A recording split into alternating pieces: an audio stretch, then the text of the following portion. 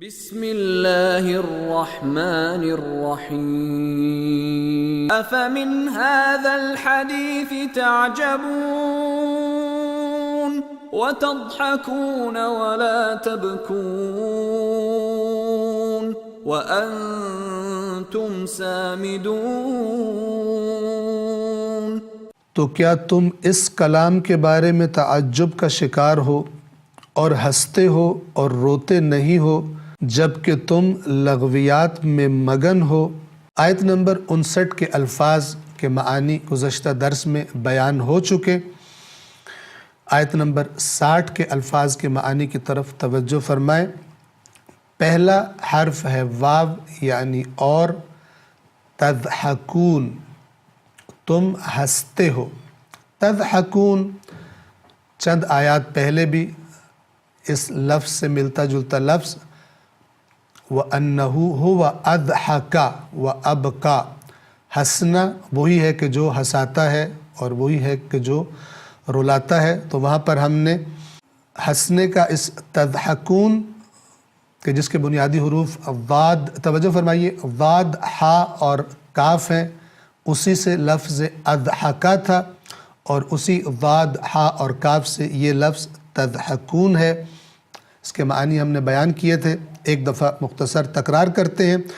ضاد، حا اور کاف، الضحک یا ضحک اگر الف لام کے بغیر ہم اس کو پڑھیں، اس کا معنی ہوتا ہے چہرے کا کھل جانا خوشی کے سبب، اور انسان کے چہرے سے، انسان کے منہ میں دانتوں کا ظاہر ہو جانا۔ بعض اوقات کسی کے مذاق اڑانے کے معنی میں بھی یہ استعمال ہوتا ہے اور ہم کہتے ہیں کہ تم اس پر ہنس رہے ہو۔ اس آیت میں بھی اسی سے ملتا جلتا معنی ہے۔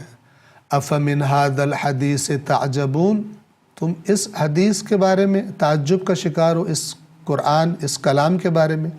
وتضحکون، اور تم اس کو ہنسی مذاق سمجھ رہے ہو، تم مذاق اڑاتے ہو، جیسے کہ قرآن کہتا ہے کہ اللہ کے نبی کا مذاق بنایا کرتے تھے، طنز کیا کرتے تھے، جملے کسا کرتے تھے۔ وتضحکون، اور تم ہنس رہے ہو۔ اگلا حرف ہے واو اور اس کے بعد حرف ہے لا یعنی نہیں، اور پھر ہے تبکون، وتضحکون ولا تبکون۔ تبکون اس کے بنیادی حروف با، کاف اور یا ہے، اور اس کا معنی بھی پہلے گزر چکا اسی آیت میں، وَأَنَّهُ هُوَ أَضْحَكَ وَأَبْكَى، وہی ہے کہ جو ہنساتا ہے اور وہی ہے کہ جو رلاتا ہے، یعنی اللہ تبارک و تعالیٰ کی ذات۔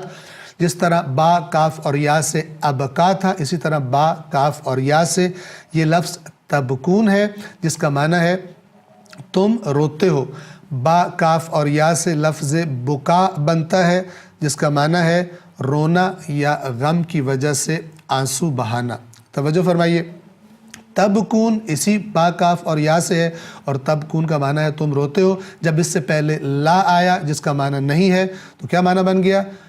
نہیں روتے۔ وتضحکون ولا تبکون، اور ہنستے ہو، ہنسی مذاق بناتے ہو اس کلام کا، ولا تبکون، اور روتے نہیں ہو اس عذاب کے بارے میں جان کر کہ جو تمہاری نافرمانیوں اور اللہ کے جو بھی نافرمان ہے ان کا انتظار کر رہا ہے، اس عذاب کو یاد کر کے تم روتے نہیں ہو۔ تمہاری کیفیت یہ ہے۔ اگلی آیت، آیت نمبر 61 ہے، وَأَنْتُمْ سَامِدُونَ، جس کا ہم نے ترجمہ کیا جب کہ تم لغویات میں مگن ہو۔ توجہ فرمائیے، اس آیت کا پہلا حرف ہے واو۔ واو کا معنی بالعموم ہم اور کے لفظ سے کرتے ہیں، لیکن بعض اوقات واو کا معنی یہ ہوتا ہے کہ اس واو کے بعد جو بات کی جا رہی ہے وہ حالت کو، حال کو بیان کر رہی ہے۔ کس طرح؟ توجہ فرمائیے، فرمایا کہ تو کیا تم اس کلام کے بارے میں، قرآن کے بارے میں تعجب کا شکار ہو اور ہنسی مذاق بنا رہے ہو اور روتے نہیں ہو؟ اور یہ جو تم ہنسی مذاق بنا رہے ہو اس میں تمہاری حالت یہ ہے کہ تم لغویات میں مگن ہو، یعنی تم انتہائی بری حالت میں ہو۔ تو یہاں واو کا جو دقیق ترجمہ ہوگا وہ اور نہیں ہوگا، بلکہ ہم نے اس کا ترجمہ کیا جب کہ، یعنی جب کہ تمہاری حالت یہ ہے کہ جو تم ہنسی تعجب کرتے پھرتے ہو اور ہنسی مذاق بنا رہے ہو اس قرآن کا، تمہاری حالت کیا ہے، تمہاری کیفیت کیا ہے، یہ جو تم حرکتیں کر رہے ہو کہ تم لغویات میں اور بیہودہ باتوں میں مگن ہو۔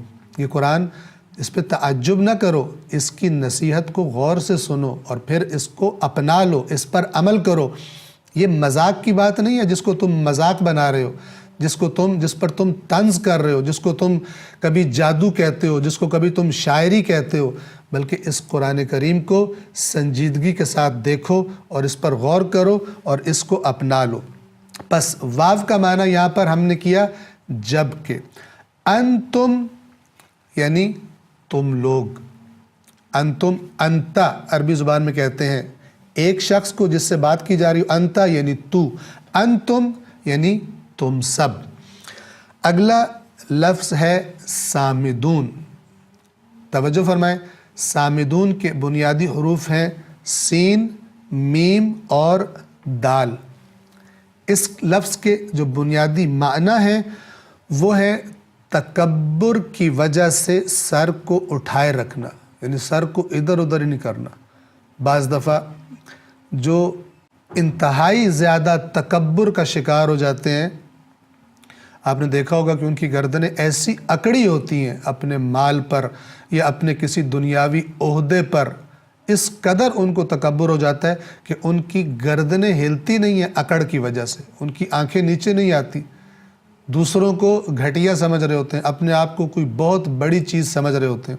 تو سامدون سین میم دال کا جو بنیادی معنی ہے وہ ہے تکبر کی وجہ سے سر کو اٹھائے رکھنا، اور پھر اسی طرح کا معنی ہے اس کا بغیر رکے آگے بڑھتے چلے جانا۔ یعنی جو انسان متکبر ہوتا ہے وہ کسی کو گویا کہ لفٹ نہیں کرواتا، کسی کی بات نہیں سنتا، اپنے تکبر میں بغیر رکے آگے بڑھتا چلا جاتا ہے اپنی سرکشی میں۔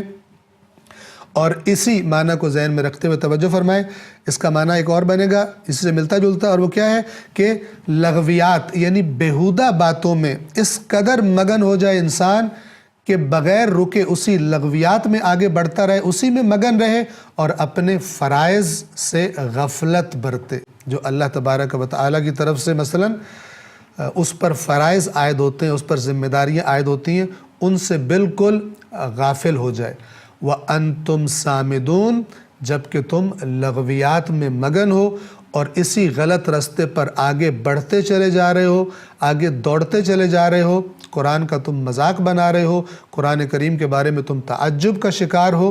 تو یہ اللہ تبارک و تعالیٰ نے ان آیات میں کفار کی، اللہ کے نافرمانوں کی کیفیت اور حالت بیان کی ہے اس انداز میں کہ سننے والا اور قرآن کو پڑھنے والا خبردار ہو جائے اور اپنا تجزیہ کرے، اپنا احتساب کرے کہ دنیا میں میری زندگی گزارنے کی روش کیسی ہے۔ اللہ تبارک و تعالیٰ کی طرف سے جو پیغام آیا ہے اور جو رستہ دکھایا گیا ہے اور جو نصیحت قرآن کی شکل میں مجھ تک پہنچی ہے، میں قرآن مجید سے ملنے والی ذمہ داریوں کو کتنا ادا کر رہا ہوں، اور ورنہ یہ دیکھے کہ کتنا خدا نخواستہ لغویات میں اور اسی دنیا کی چمک دمک میں مگن ہوں، اور میری تمام آرزوئیں اور میرے تمام منصوبے وہ اسی دنیا کے بارے میں ہیں، اور حتیٰ کہ خدا کو بھی جب پکارتا ہوں تو اس پکار کے پیچھے بھی دنیا کا کوئی مسئلہ ہوتا ہے، اور اللہ تبارک و تعالیٰ بھی مجھے تب یاد آتا ہے کہ جب مجھے دنیا چاہیے ہو۔ خداوند عالم قرآن کریم کی آیات کی روح کہ جو انسان کے اندر روح پھونک دیتی ہے اور انسان کو زندہ کر دیتی ہے، اس کو سمجھنے کی اور اس راستے پر چلنے کی ہم سب کو توفیق عطا فرمائے۔ السلام علیکم ورحمۃ اللہ وبرکاتہ۔